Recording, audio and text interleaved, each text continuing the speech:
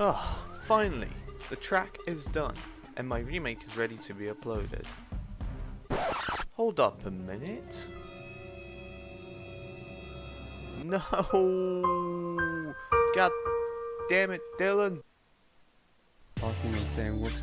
Oh hey guys, I didn't notice you there. I was just hanging out with my new girlfriend. We got a new thing that I'm showing today. So you'll have to go. I'm sorry, you're gonna have to leave. Dylan. What the fuck? Anyways, hello guys, it's Patrick here, and today we're doing a remake of KDA. This is going to be a more in-depth sort of tutorial, and I hope you're going to like this one because, yeah, it kind of sucks to be honest. So without further ado, let's get right into the remake.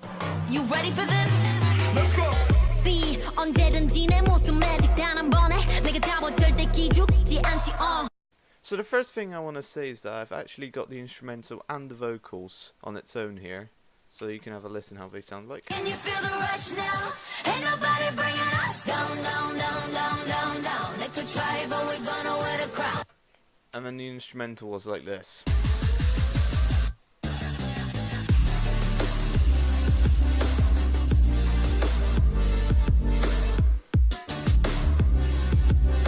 And obviously you probably heard the main track, so I'm not going to bother playing that to you. So let's start a bit by bit. So first of all, kicks and snares. Kicks and snares, you want to sort of try and get that pumpy feeling and more of a bassy sort of feeling towards the kicks, I guess you could say. Then all together sounds like this. The snares, you want to have like a big reverby snare. You're just going to have to find one that fits perfectly. And then something to top off with a little high-end snare. Kind of like a dubstepy snare. So yeah, and together it should sound like this. And then obviously you would want to do some sort of pattern like this.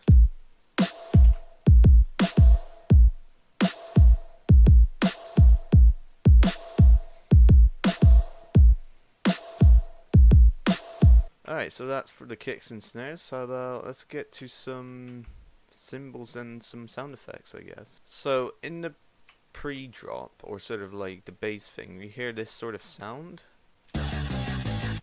For me it was really hard to sort of try and recreate, but here's a rough idea of what I got. Yeah, it sounds a bit shit, but it does it because it mixes well with the vocals anyways. For other sound effects, you want to include bits and pieces like fills and little whatnots, little tom fills and stuff. And that sound you just heard is a plucky sound that I've used actually in the drop here.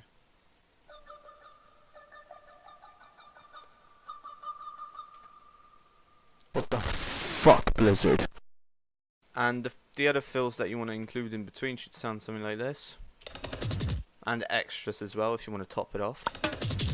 For downlifters and uplifters, you want to include stuff like this. And uplifters. Same goes for the pre-drop, or essentially the build-up, which I only did a very small section of. You want to add a lot of layers, so stuff like this, this, this, this, this, and this. Just a lot of bloody layers and fill it up with whatever. Oh, and forgot about a reverse cymbal. And I kind of added this thing here. Also, you want to do sort of like a kick build up too.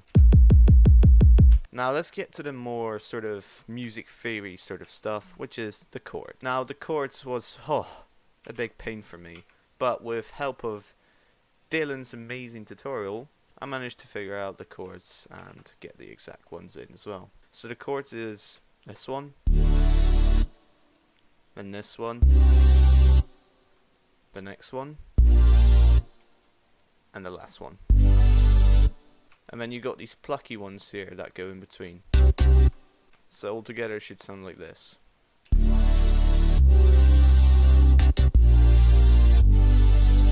Also you're hearing a bunch of sub bass as well. I have 2 layers of sub bass which really make up the sound.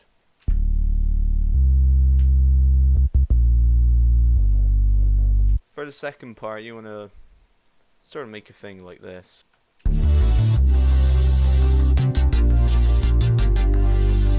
Now the main source is actually really simple.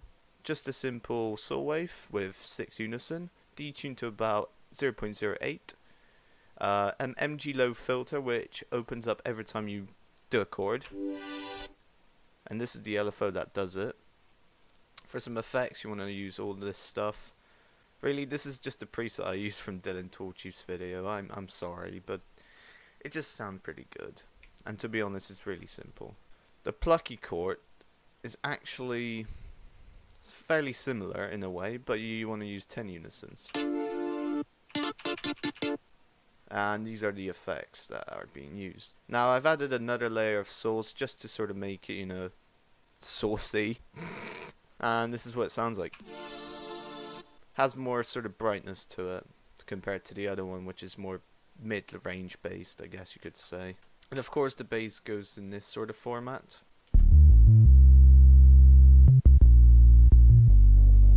Now, little note thing is actually in between some of these sections there's a little ducking parametric EQs that sort of add in even more high passing and low passing.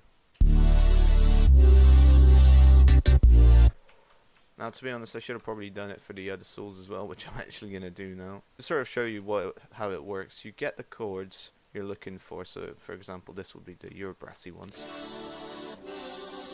See, it doesn't do anything because I only did it for one.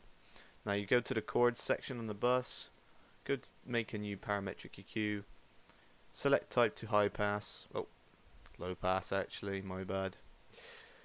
Just keep it on 2, turn this up a little bit. Then highlight the section, go back to the EQ, right click this little knob here, create automation clip, and then do roughly the same shape. And then you can hear the effect, I'm pretty sure. And that's roughly what you want to get. Some other things I guess includes a little sound like this at the drop.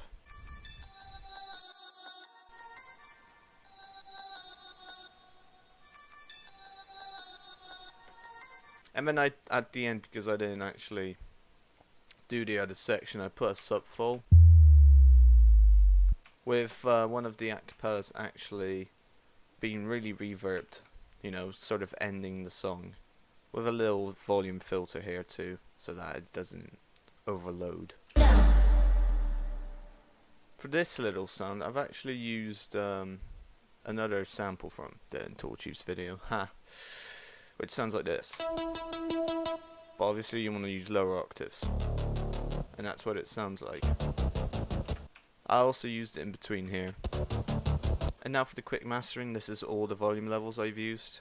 Most of these that are really low is sound effects like uplifters and downlifters. Kicks and snares are sort of equaled out as much as possibly. Use a sidechain on some of the sounds like souls and basses. I wouldn't really use on an acapella, that needs to always be standing out, I guess. Sidechain I use Fruity Limiter. Pretty easy to use, pretty simple. All you have to do is go comp, select the sidechain of a kick or a snare, then put this threshold down until you see some bars like this.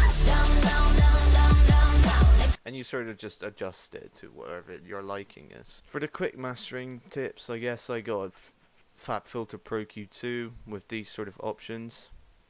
Mid side was enabled, siding some of the sub bass out about 75 Hz.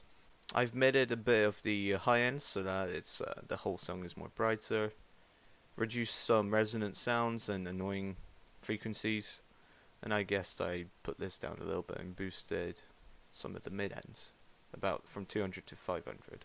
Also I use Maximus to sort of bring up all the sounds in certain frequencies and turn down mids here to sort of even it all out. Anyways, so I'm pretty sure that's the full track, and I hope you enjoy this. Let's have a listen now to the results.